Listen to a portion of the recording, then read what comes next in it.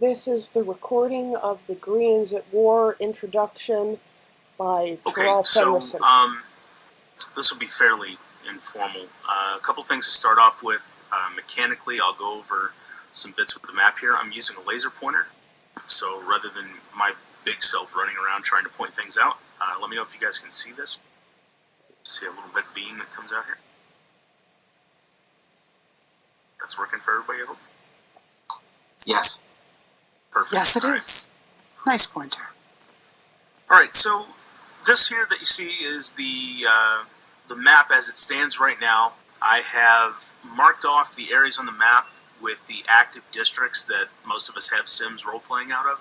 I didn't bother to go as far south as like Turia because there is no Turia Sim and there's no other Sims that are on the grid right now that are down in that part of the map. So I figured I would localize it. If we get more Sims to join in that do play down in that area, or if you guys that play in the southern parts of Gore decide that we need that stuff, I can very easily make a new version of the map with more district lines going that way. So that is modifiable if need be, but we'll start off with this for now. This map is transferable, so every Sim that wants a copy of the map to host on their Sim, I'm fine with that. I will give you a copy. I'll give you all these little doodads and miniatures and whatnot that I'll explain here in a minute. You guys will have your own copy of that. The flags on the districts, which you can see little white boxes everywhere, that one there, those are modifiable. So if, let's say, for instance, if you look over right about here, over in Torvalds Land, I have a marker, I believe it's right there actually, which is where Ironhall will go. As you know, Ironhall is not an actual Gorean city. It's not listed on the map anywhere, so when we have stuff like that come up and we need to make something up, there are city icons. And I'm going to drag one of those over where we would be now. And as you look at it, there's floating text on the district flags and the city flags and whatnot that right now it says City of City or Village/Port and then a garrison number. So you can change the floating text on any of these pieces just by clicking it. You'll get a pop-up window if you're the owner of the map. And then you type in what you want it to say, and it will change the floating text to what it's supposed to be. So I'm going to go ahead and change the one that's on Ironhall for now.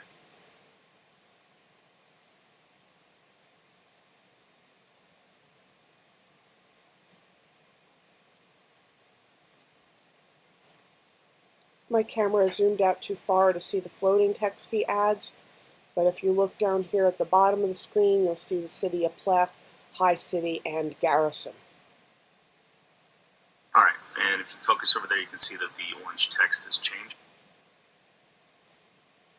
So the very first step we would do is basically to come together and decide every Sim that's going to be participating. We would put out one of these icons for it, lock it down. We would have to discuss what level of city per the rules everybody starts off with so that we have realistic starting troops and capabilities. Some Sims are obvious, like the City of R obviously would be a high city. It's what it was modeled after. The Port of Ironhall and Torvalds Land cities, then it gets a little bit more ambiguous because while Ironhall is just a port city or village, the concept of like the High Jarl of Torvalds Land having 10,000 farms he can send out the arrow to, even though his village might only be a small village, he controls much more than that. So it's one of those things that we as a group would come to an agreement on for every group, every city that's represented, every Sim, and then get that started off. That'd be our first task, figure out what everybody's city level was. I've already sent you guys copies of the rules, but I'm going to send out another copy right quick just to be sure that any of the updates I've done recently, you guys have it. The meeting is going to focus on what I have written so far, so this isn't set in stone by any means. If more Sims come in and they want changes or we decide to change anything else, obviously later on down the road, what I'm telling you today will be subject to whatever we change. But this is what I have right now.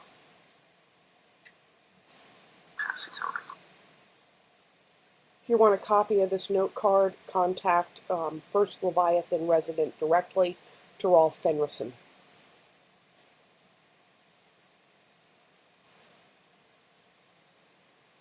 This is the There we main. go. So if at any time, oh, cool. Another one. If at any time you guys have any questions, stop me as we go, and go ahead and address that. So these, I'll show you which ones the various icons are here. These are relatively self-explanatory here on my left. These are the 4 different types of district icons. So if we add more districts, whichever one of these icons is appropriate will go in. These here are the 3 different categorizations of cities or camps that we can use.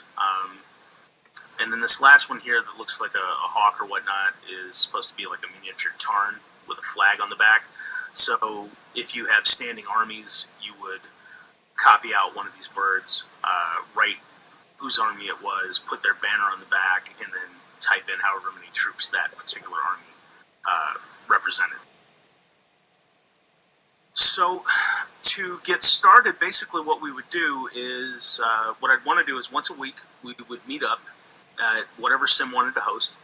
Every sim has the ability to have their own map, so if they want to host for a week, we can all go to that sim for that week. It won't necessarily all be here or wherever else we do this. Certainly not doing this for traffic. Once we get this down and get this process rolling along, these meetings will go by fairly quickly. We won't be spending a whole lot of time up here.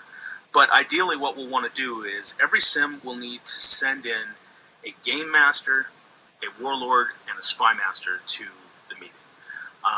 Those terms are explained in the rules, but the gist of it is that the game master is somebody who's going to represent the person who handles the OOC validation of roleplay and stories and stuff that goes on in their sim without telling everybody else and without risking people metagaming knowing what's going on. They're going to basically do the job that we as sim owners already do on our sims to kind of push and control roleplay without it getting out of hand. The warlord is going to be the person who is dealing with the troop movements, making strategic decisions for their sims, and keeping track of their troop numbers and whatnot, and then working out any scheduling with the other sims warlords as to if there's going to be any battles that take place that week. They'll figure out the time and date that best works, and then they will set that up and go do that. The spy master's job is the person who will be doing largely role-play-based actions with systematic rules, which I'll explain in a minute, that allow you to send in both men and women from your sim to other sims to try to undermine what they're doing. And it has statistical benefits for yourself or penalties for your targets, depending on what you're doing, how successful you are, that kind of thing. So it'll generate a ton of role play for everybody on sim just from doing that stuff. Give me 1 second.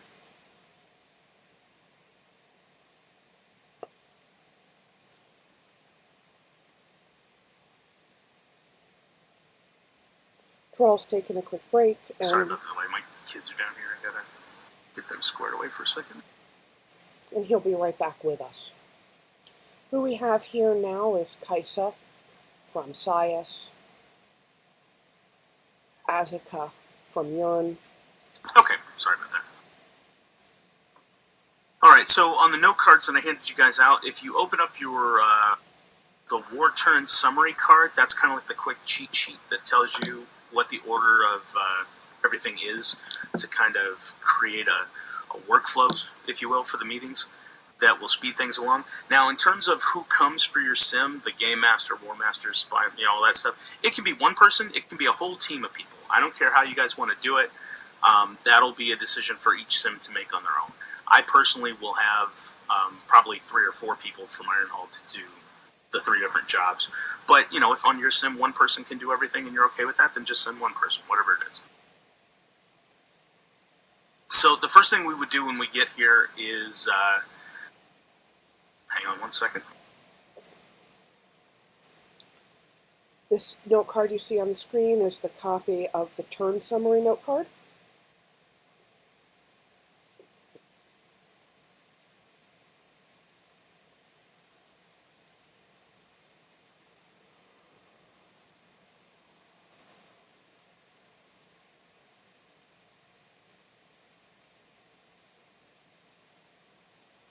Okay, sorry about that. So the first step would be that The Game Masters would review any submitted roleplay from the Spy Masters from the previous week. Obviously, since this is kind of a demo of how the first game would go, there's nothing to report. The second step would be to examine any results from the previous week, both the battles and the outcome of roleplay from Spy Masters, and whatever those results are, applied into the game. So if somebody lost troops or they conquered a new territory on the map, we would go through and adjust that on the map before anything else is done. The next step after that would be to check the random event rolls for each sim. For the sake of this example, if one of you guys from SAIS would kind of act like we're playing out a turn for you guys, and then I'll deal with one for Ironhall, you can kind of get a grasp of how this will work. If you pull up your random event note card, it will give you a list of the different events that could be happening. And then whichever one of you is going to do this for SAIS, just go ahead and click on that box. That'll generate the die roll. And I'll do one for Ironhall right quick. Good, Kaiser. Looks like we are both well over 30, so there's not going to be random events. If at some point later on in the game we could have rolled anything under 30, typically we'll generate a random event. For sake of argument, let's say I had rolled a natural event, which we're actually doing on Sim right now. In that note card, if you scroll down, you'll find natural event to be one of the categories. Let's see where it's at here. I would roll another D100 to see what type of event it was. 30 is a small nuisance. We're actually doing a more major scenario on Sim, but a small nuisance is listed as a blizzard, a minor landslide, or some minor flooding that restricts travel on your Sim. And your Sim is unable to produce resources that week due to the disruption. Every week, your city produces X number of troops to replace ones that you've lost.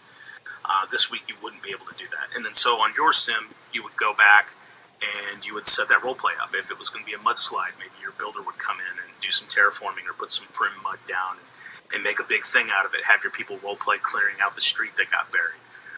That kind of stuff. That's where the Game Master really comes in. I have a question. As homesteads, can they attend to the sim? Oh God, sorry, my English is so rusty. Well, can they offer to play with homestead, or is it too small? Homesteads wouldn't really be a big problem. Homesteads just typically have issues with really large-scale battles, obviously, because of the limited 20 people. But if somebody's Sim, like Jack Mars Haven, wants to participate, they're on a homestead, they can't have more than 20 people on at a time. We probably won't do any mass battles on their Sim because of that limitation, but there's all kinds of other stuff that they could certainly do. And the battles can be hosted on anybody's Sim. So if we host it on a full Sim and Jack Mars Haven is involved in a battle, then that's okay to do. So there are ways for us to work around that collaboratively as a group.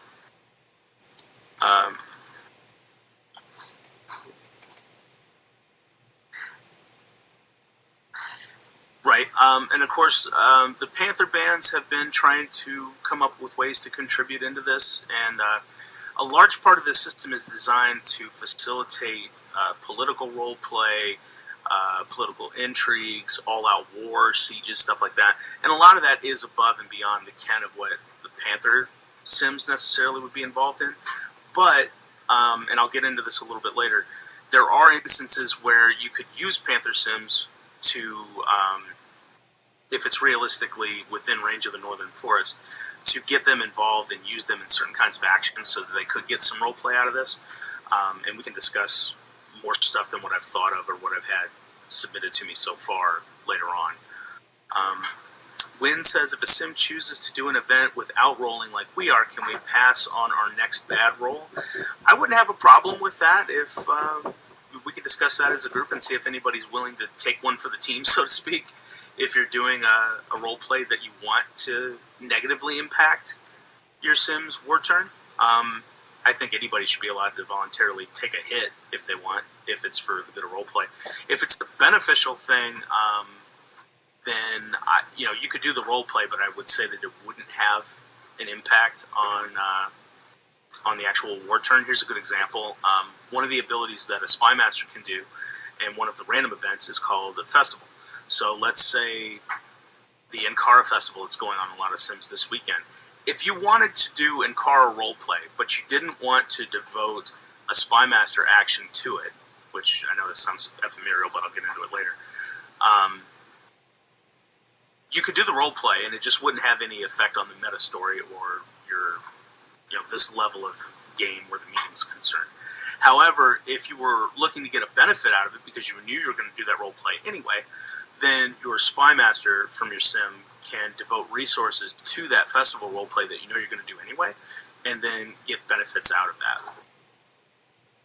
But in the case like Wynn saying, where we're doing this rain event where we're getting flooded out, I think if you want to voluntarily take a hit from a negative one for the sake of roleplay, I don't have a problem with people doing that without having to take a random event for it. The random event's kind of intended to give you some ideas for roleplay when you're really kind of stuck and can't think of anything to do.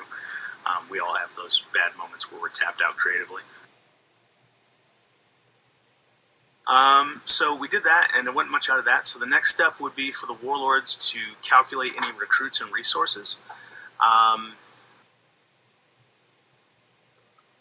I won't go into huge amounts of detail about it because the first note card explains what type of troops you automatically create from your cities and from your domains, or your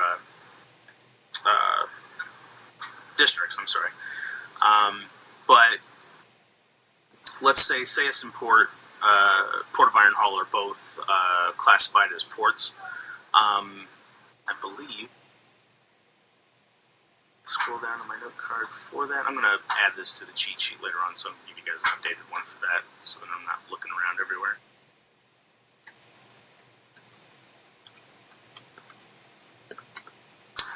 Here we go. Village ports. They generate 1,000 warriors a week, 100 townsmen, and 100 Tharlarians. So at that stage in the game, we would look to see if our armies had any holes in them, and then we would automatically add those numbers to our troop allotment. And then after that, that's where the game actually starts. At that point, we'll have done all of the office work, as I like to call it, and then get into dealing with how the rest of the turn is going to go. The next step would be to roll initiative. So, Kaisa, if you click the box again for me. Got a 97 for you, and only a 50 for Iron Hall. So, ideally, what would happen at this point, then, is Iron Hall's Spy Master and Warlords would begin to take their turn. Now, if at any point during our turn, as we decide what we're going to do, you decide to seize initiative because you rolled higher than we did, you can choose to butt in and go ahead of us so that if there's any strategic benefit in doing that, you get it. Typically, you're going to want to do that if our troops are really close to each other and they're about to invade the same district. You might want to go in first so that you can set up defenses and be on the defense for that battle, instead of, because I have to go first, I could end up going in and taking it and then defending it. It's not something you'll commonly do, but if at any point it's beneficial for you to do it, that's always an option. But since I rolled lowest, I have to go first, so you get to react to our actions. Typically, what we would do then at that point is, as the War Master, I would move troops closer to either your city or district or anywhere that I felt like I needed a military presence. So for sake of argument, let's say I'm going to take this bird here. So just putting this out, this actually sounds a lot like the Game of Thrones tabletop game I was playing. Kind of is, yeah. This part of it allows us to do it in a realistic manner in the sense of, we can't just pull unlimited resources out of our butt. There's only so many soldiers living in our cities and our lands. There's only so much gold to pay these guys, and when they're gone, they're gone. So this way we keep everything balanced. Troops move from one point on the map to the next in a realistic time frame. Typically, they can only move one district per week to simulate travel time, or if they've got boats and they're traveling along the coastal regions, which look like the little whirlpools on the water, If they have enough boats to move, they can move 2 of those districts in a week. And then that way, we're not constantly seeing, once the battle heats up and the armies get close to each other, then stuff's going to hit the fan. But this week, I've put, let's see, the laser pointer here. Look there, you can see I've got a Tarn unit there in the district where Lara and what else is over there? Cardonicus is at. So we'll say that's Ironhall's troops, and then since I have to move first, I will have moved, let's say, 5,000 troops into that area, which represents 5 men on a battlefield in the case of an actual battle if you guys run into it. I have to declare that action, and then I also have to declare whatever Spymaster actions we're going to do. As port cities, we have, let's see, refer back to the village info on the Spymaster card. It's 2 cross-reference. Yeah, so this will bring a lot more realism to the actual raids and such that,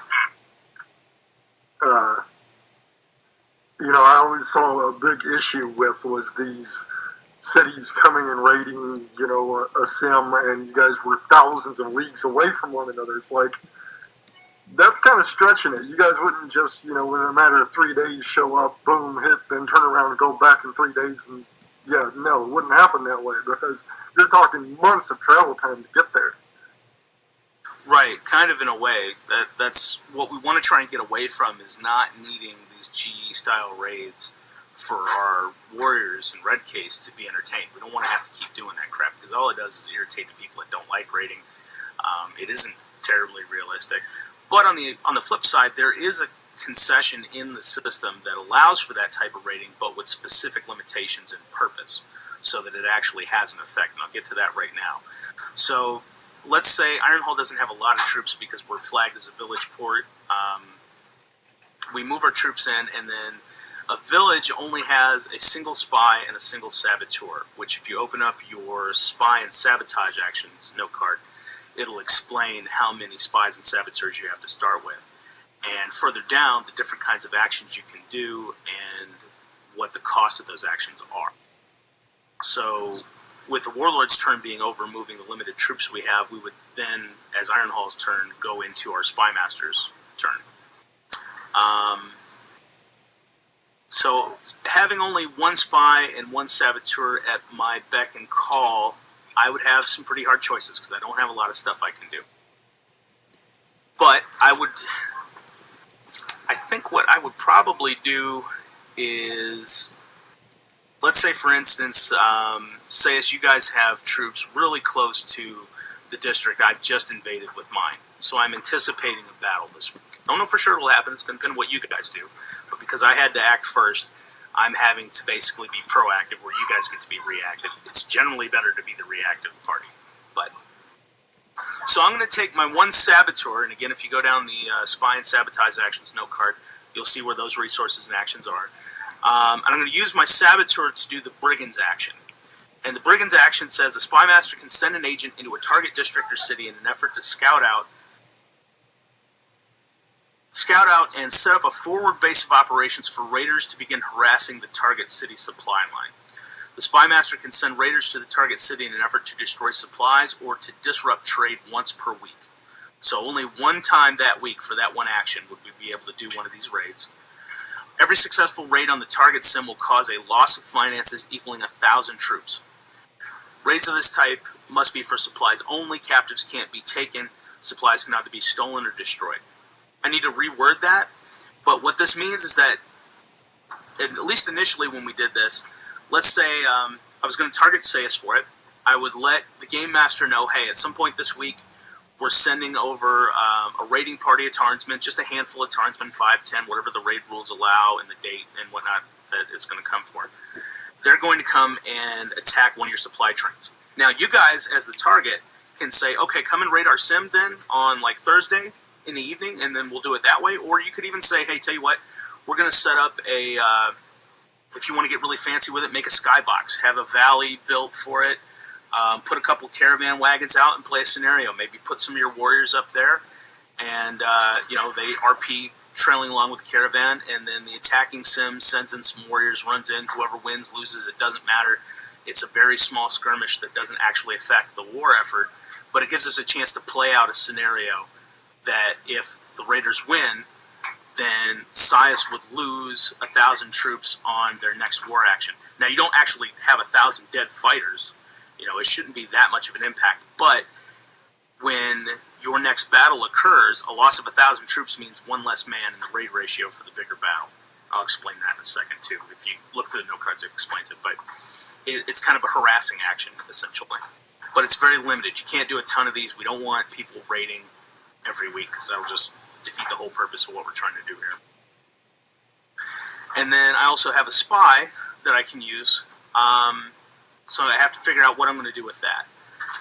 Spy actions are a mix of harmful and helpful things, which if you look through the Spy Master note card, it gives you some examples of different abilities. Rather than trying to harm Sias with my spy, I would, let's say I'm going to do something more beneficial to Ironhall. So I will send the spy over to let's say Skolder, one of the Torvalds land sims that's nearby us. They're supposed to be, they've expressed some interest in getting involved in this too, but they're not here today, so I'll just throw this out anyway. There is a action on the list called Diplomatic Matter, which would allow me then to initiate an action and attempt to formally declare an intent to ally with or open a trade route to another city. Limit of one successful attempt per city. So if I'm going to declare that I'm allying with Skolder, I can't do it every week. It's a one-off thing. We role play out that scenario in whatever manner we see fit. So let's say Bane, the Jarl's woman, and an entourage of like 3 or 4 men and 2 or 3 women and a couple slaves all go out to Skolder sometime that week and role play out the role play of trying to ally with them, coming up with agreements and whatnot. So both sims are getting role play out of it. And if it's favorable at the end of that discussion, they decide to agree with us, then it says a favorable alliance or trade pact gives both cities a bonus of 2,000 troops and 100 cavalry of each type, paid for with the additional revenues earned through the action. So if we get that role play off and it works, then we get a one-time boost of troops for the armies on both sims. And that would conclude anything Ironhall could do at that point, because we don't have any other resources. At that point, then, you guys would either decide to seize initiative to go before us, if you felt like your actions going before would hamper us in some way. Maybe you were going to send, one of your spy masters was going to send a brigand event to try to take out our intent to go and ally with Skolder. Because you guys have initiative, if you decide to seize initiative, rather than us getting to role play out that event, we would have to alter it so that our envoy of diplomats going to Skolder would end up getting attacked by some of your raiders, which we would do either at Skolder's sim outside of their gates or in a skybox, whatever's convenient for us, however immersed into it we want to get. And then if you guys end up, taking out that envoy, which you probably would, because there wouldn't be a ton of warriors, I would lose my, you would end up permanently killing my spy, and we wouldn't be able to do any of that role play or get that benefit out of it. One could argue that you might need some intelligence to know that we're even doing that role play, or maybe you have to have somebody infiltrated in to Ironhall to get intel on that before you could declare that action. Up to us to figure all that out. But that's another type of spy master action you can do ahead of time to implant corrupted agents into another city to get that. So just throwing out some examples. And then let's say also when you guys decide to move troops, let's say you did have troops in Rovere, which is the next district. Copy another bird, move it there. And you guys decided to immediately move your troops from Rovere up into the district where ours were. So we didn't have any kind of time to attack any of the cities or really entrench ourselves. And you can see that over there behind there where the laser pointer's going. So as you can see, we got 2 units there in the district active. Neither one has had time to entrench itself or to siege one of the cities. So we would have to schedule an open battle between the 2 sims. Let's say, for the sake of argument, say it's had 10,000. If I'm mispronouncing your guys' sim name, go ahead and stab me in the eye. I apologize. I never knew if it was Sias or Sayas, but whatever. Let's say you guys had 10,000 troops there. We only had 5,000. So we would schedule an open field battle, probably in a skybox, unless we can find a sim that doesn't really have a lot of anything but terrain on it. And for that battle, it would be a 5v10 battle, because 5,000 troops translates to 5 men. You guys have 10,000, so you get 10 guys. We would schedule that battle to happen on Wednesday, or whatever other day worked. We'd all show up at the appointed time, at the appointed location, and then we would go through, and any adjustments people want to make beforehand to bolster their numbers, you could do, and then we'd fight the battle out. In this case, this is in the spring rating season note card that I passed out. Let me send you guys one, because you guys that just showed up don't have that. There you go. Where is that? Here we go. This is about 3/4 of the way down in the spring rating section where it says types of battles, how many fighters participate. First step is to look at how many troops moved in. It's 5,000 versus 10,000, so we know it's a 5v10 fight. And then the second thing is to see if there's any camp followers. Ironhall would go to our people, Oosili, and say, hey, for every 3 women that are willing to risk capture roleplay, be they free women or slaves, it doesn't matter, please come over to the fight location where the battle's going to take place. For every 3 women that are willing to come, we can bring in another guy who's basically a mercenary follower who we picked up along the way. Size would be able to do the same. So in the end, let's say Ironhall risks 9 women, so their numbers go from 5 to 7. I'm sorry, 8. Wow, my math is bad. So we get 8 guys. And then Sias would be like, well, we got 10, so do we need more? Do we not need more? Screw it, let's call in 6 women of our own sim, and we'll bring our numbers up to 12 so that we maintain a good numerical advantage. Now, if you're willing to bring 20 women to bring in a whole bunch of guys, we don't care. Do whatever you can do. But that's kind of the bidding process that we start with. Once everybody's settled, you have all the camp followers you're going to bring, you know how many guys are going to go, we go and we do that battle, and then record the results. And then next week, we meet up again, and we start the whole process over from the beginning as far as that goes. And that's pretty much how it's going to go. Go ahead, Wayne. What was your question?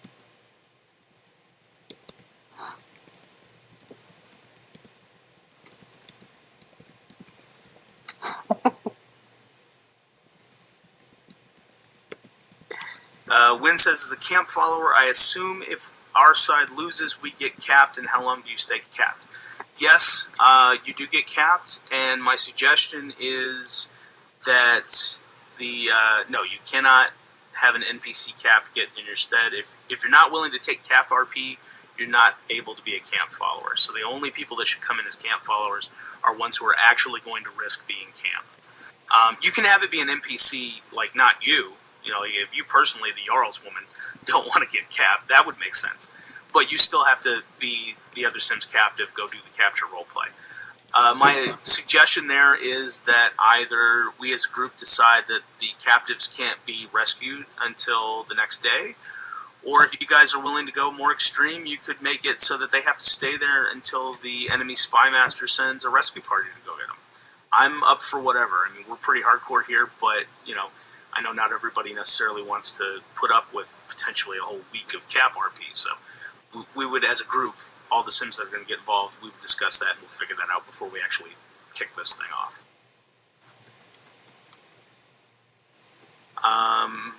Kaisa says, do you have independent rules for cap RP in this game, or is it free gaming? Basically, we want to, you know, I don't want to infringe on any Sim's ability to govern their Sim the way they want. So if your Sim says, you know, cap limit of 3 days, 30-minute no RP, whatever it is, any captives that go to your Sim are subjected to your Sim's rules. You guys shouldn't have to adjust your rules more or less hardcore than anybody else's. The rescue mechanic, again, that depends on how much you guys really want to get into it. You can basically create an extra burden on the other Sims by having to use their Spy Master's turns to get those women back, or, maybe you can't rescue for them for the next day, or maybe you can't rescue at all and it's a 3-day cap, and at the end of 3 days they just automatically go home. We'll probably take a vote on that as a group, 1 vote for each Sim, and then figure that out from there.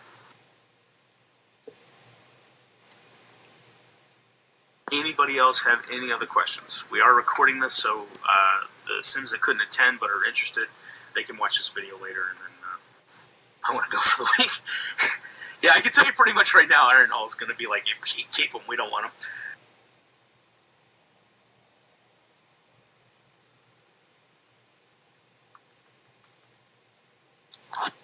Go ahead, Sandra. And you can voice up if you want, if it doesn't. Does that matter for the recording win, or is that problematic? It's fine. Okay, if you guys want to ask the question on voice, it'll pick you up. Go ahead. You don't have to type.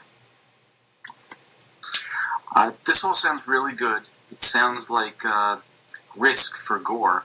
Can we use this just with 2 Sims that wish to go to war together, or do we have to have multiple Sims being involved in this? That's question number 1, then I have a couple of follow-ups. Okay.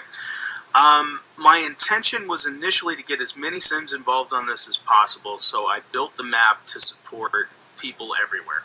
If at the end of the day we can't get more than 3 or 4 Sims involved, then I will scale the things down so that we come up with a fictional reason to have a dispute over a much smaller area of Gore, and then I'll divide that up into the districts, and then we'll do that instead. So if we're not going to have a ton of Sims, we just won't use the whole map. The next question is, let's say Sayus and whatever other city are fighting, and we're supposed to have 10 warriors there because we have 10,000 troops, and I just don't have 10 warriors to be doing this. Is there a way that we could move this over into a dice battle as opposed to an actual combat meter battle? That could be handled one of 2 ways. If both parties are willing to dice roll it out, there is a provision in the rules for that, where basically each side would pit 1,000 men against 1,000 men, roll a d100, whoever wins, whoever loses that 1,000 troops. And you'll do that until one side or the other gets grounded out.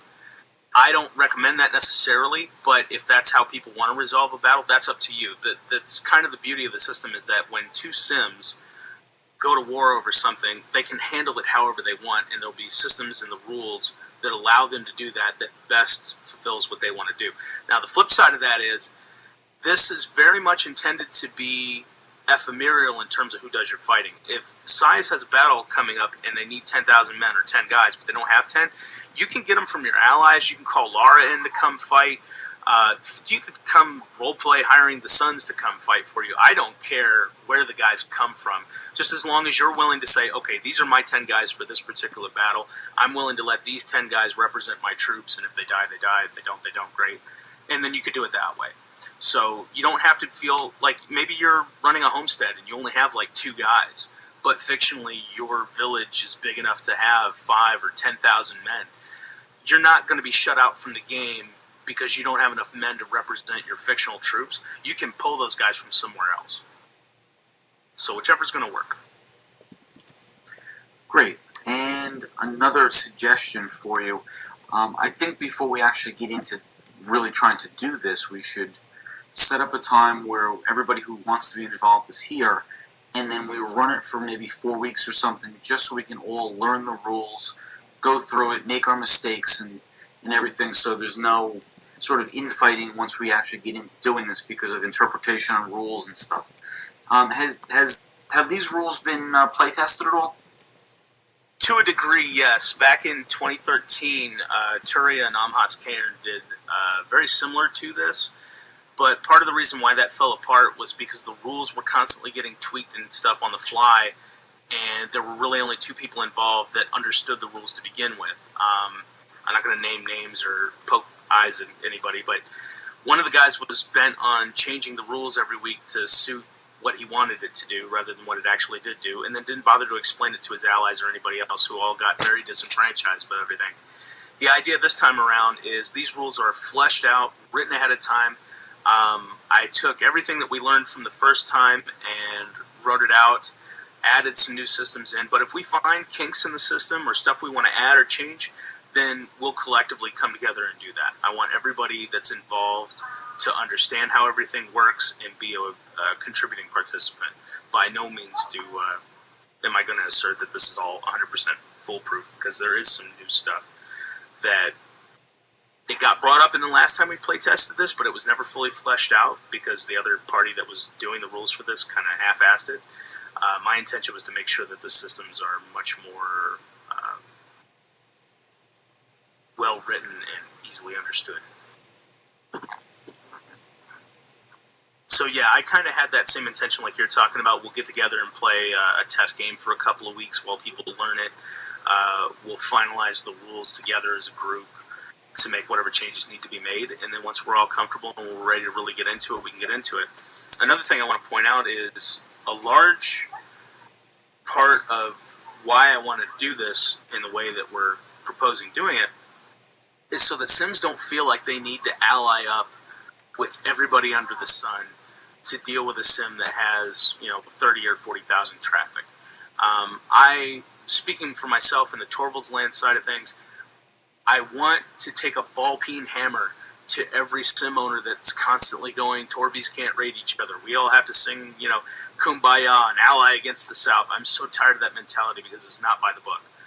And, you guys in the Southern Sims, I don't know exactly what the political environment down there is, but being able to create and destroy alliances between the different Sims, using this to govern what they can do militarily to each other and politically to each other, will take a lot of that need to polarize Gore away and let you guys play more the way you want to play, if that makes sense. Exactly. Thank you. That's all the questions I had for now. All right. As Ravage says, it'll open up a lot of RP doors. That's really the main thing. I don't want people to get the idea that this is really just glorified CTF for the Warriors to have something to do and that the women are going to be left out in the cold with nothing to do.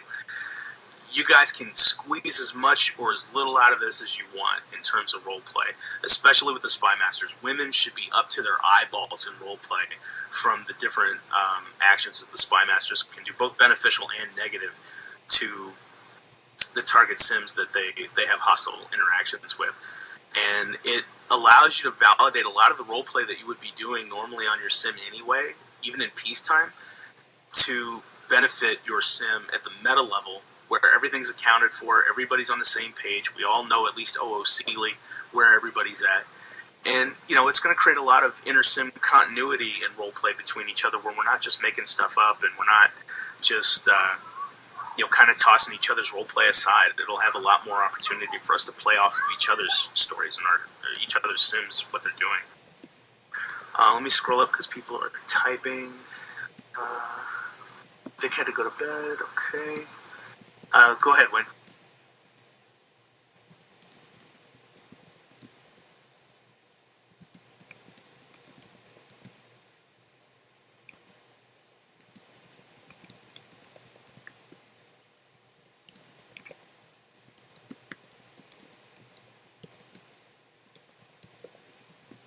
Alright, Wynn says, everyone wants to burn something down to the ground, and we had great RP rebuilding, but doing it every week wouldn't be fun RP. How is that going to be handled? There is not a lot of actions available in the system for mass burnings.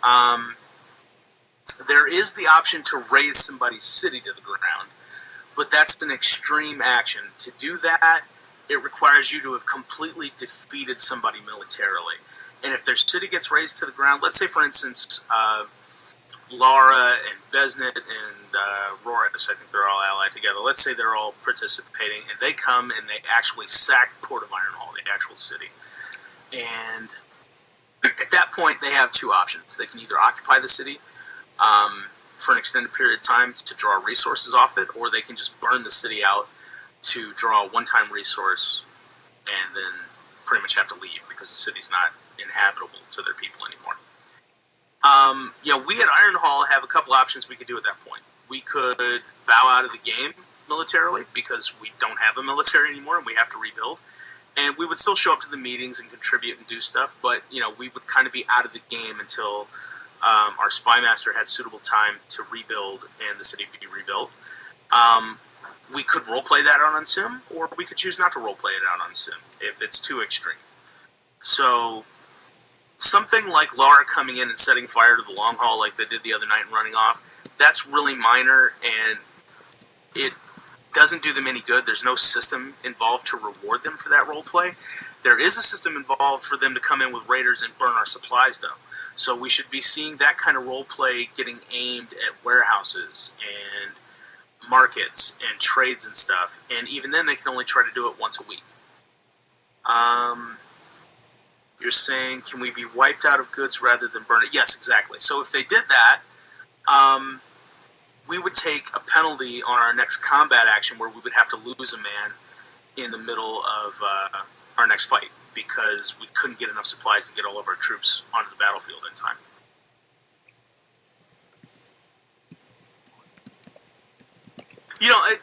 I agree with you, Ravage. We're pretty extreme when it comes to that. When Laura burned down our long haul, I torched half of our village.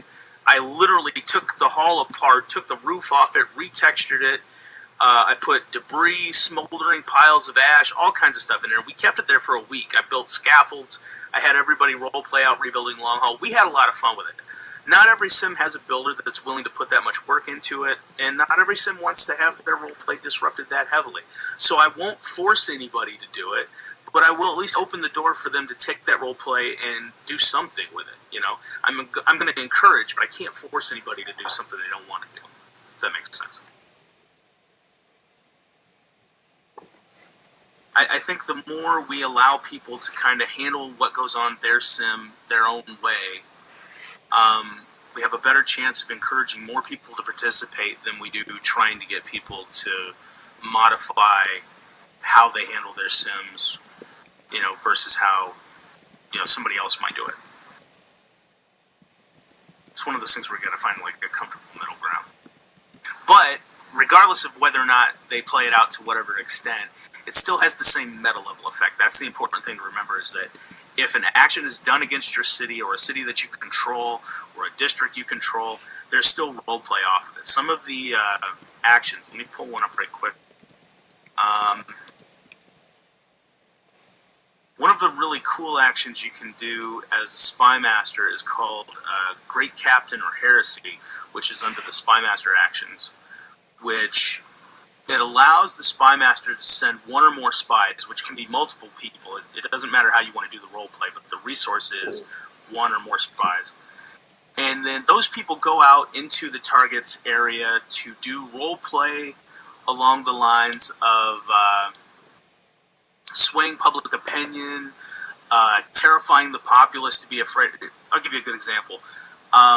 Back when Tarnberg was around, if you remember Tarnberg, there was a war between Hochberg and Ivar's landfall at the time, and Tarnberg was starting to get involved, and at the time, my group, the Sons, were over at Ivar's, and to kind of play off their own thing, Anarch came and hired a bunch of Torvald's Land mercenaries to help him try to take over Tarnberg.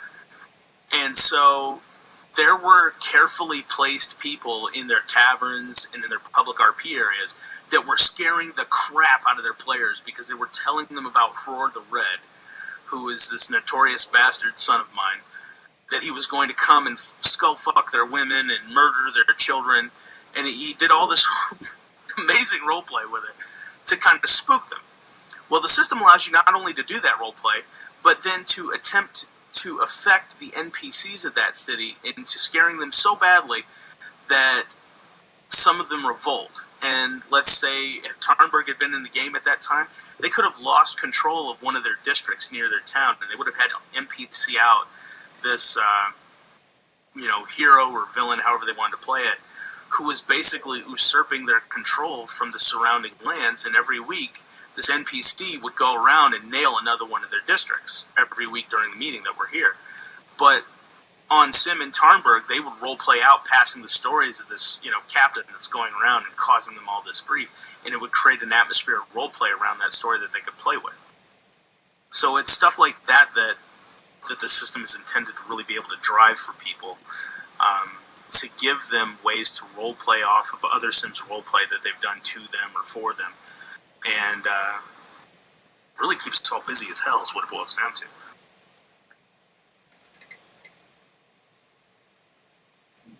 Wynn could go in and RP Dire Auguries? Yeah, absolutely. If you wanted to do, some kind of, what was it? There's another action specifically for that, actually. It's, I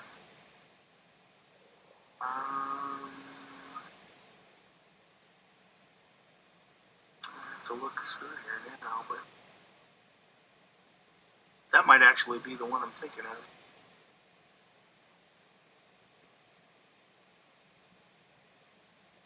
It would be really cool if there was an active Cur sim that we could bring into this and have them play. I agree. Unfortunately, Cur RP has been dead in SL Gore for a while, so not much we can do there. So the reaction of the role play, no matter how good or bad it is, with somebody making an attempt, we're still coming back here and making a roll against this chart of the 1 in 75 where the attempt failed and 76 to 100 where it was successful, correct? In that particular instance, yeah, some of the other actions are a little bit more subjective. So let's say in the case of the corruption crime action, it still has a chart where you would roll, but it's important that the spy master and whoever he's got role playing his action for him, his spies and his agents, they need to document that role play, bring it back to the spy master to read over and validate that the RP was actually done and that it was decent RP and not just knee-jerk crap. And then that next week, the spy master's job would be to go to the game master for the target sim and be like, hey, this is the logs of the role play we did. Take a look over this, make sure you're okay with it, if you feel it was sufficient. And as long as it was a decent attempt made, then you would go ahead and roll on the charts to determine what the outcome was, if it called for a chart. Sometimes it doesn't. A good example of it not coming to is like an assassination attempt. A spy master can send one of his saboteurs, or more of them, in the form of hired assassins, which you'd have to go out and role play finding an assassin, hire them to go kill whoever. And then those assassins would show up on the target sim and they'd try to take out either agents, officers, or commanders. And if they succeeded, then it's a success. And the game master's going to know that there was an assassin on their sim and whether or not they killed somebody. And then there's no element of chance in that. It's just it either happened or it didn't happen.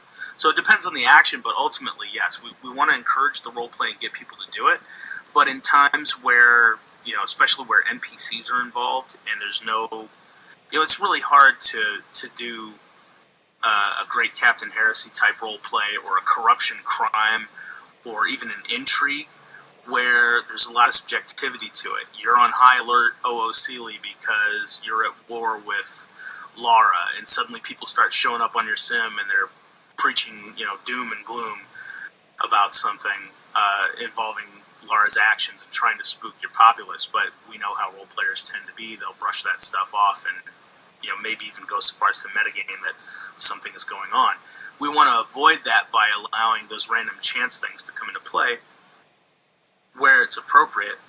But in some instances, yeah, it'll require some agreements and cooperation between the game masters of each sim to kind of come together and go, okay, yeah, that makes sense, we'll go ahead and do that. Or, no, this didn't work. Your guy showed up on sim and he got killed the next day because he did something he shouldn't have and he got caught. Whatever it may be. That's really where the game masters have to come together collaboratively as a group and be more concerned about the realism of role play and less about whether or not their sim is winning. The game master kind of has to be a little bit detached from whether or not this concept of winning or losing involved in any war that generates out of the system.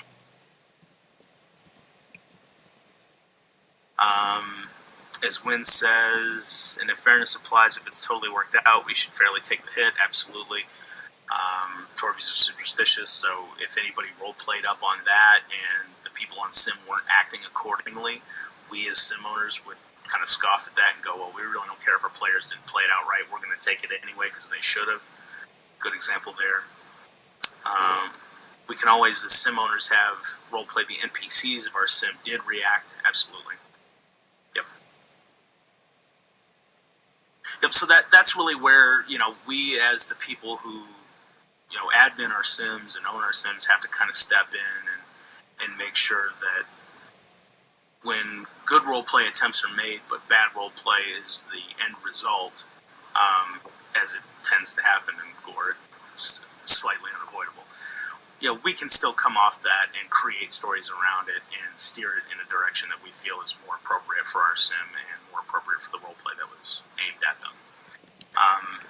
But in every instance that I thought I could put in a dice chart to help out, then I went ahead and did that. Now, if you guys later on come up with more actions that I haven't thought of or changes to these actions, maybe more or less dice or different systems, you know, take the time to read this stuff over, and now that you have a better idea of how it works, you know, we can talk about changes to it and make whatever changes we all think are going to be best for it. And, you know, like you were saying too, there's going to be a couple weeks where we kind of play test this out and we find kinks the hard way. You know, we need to all accept that and be okay with it, and, you know, expect it, and then we'll change it on the fly as we have to. But the important thing is that we change it because we all agree on it and we all know what we're changing, and not the crap that I had to deal with the last time we did this. And there's no limitations in terms of women taking on any of these three positions of Warlord, Spy Master, or Game Master? It's my opinion that these things are completely out of character, so I don't care if it's a guy or a girl that comes to do it. It's whoever your sim is willing to have do the clerk work and be responsible for that aspect of your sim's role play. So if it's all women, that's fine with me. Well, I think that's a benefit to this whole system, because I know the women want to get involved more with things like this, but obviously with Gore they can't be warriors, but this gives them the opportunity to get involved. Absolutely. That was one of the main things. So we got a lot of pushback on this when we first came out with it, because a lot of the women were like, well, what do I get to do? It just sounds like it's a bunch of, you know, to do for the guys. And it was really hard to be like, no, it's not that. You have to trust me. It's not about that. It's not even about fighting. It's about role play. So now that I've taken the time to really grind out and write all this crap out, I hope that's more evident that people can see the vast benefit that women are going to be able to bring to the table with this and how they can get involved and stuff. Yeah, they can't go on the field and fight, but you know what? They can roll up a guy if you guys need men to do a battle, there's that. But ultimately, as women role players and women sim owners, or Sleens, there you go. You know, there's tons and tons of stuff for them to get involved in and do. So hopefully everybody finds their own niche and their own fun in it.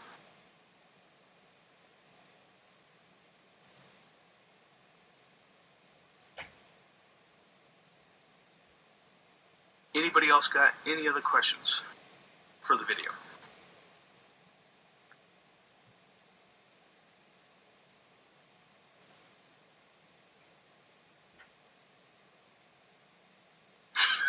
T-Rex, yeah, there you go. There are Tharlarian cavalry. You can use those.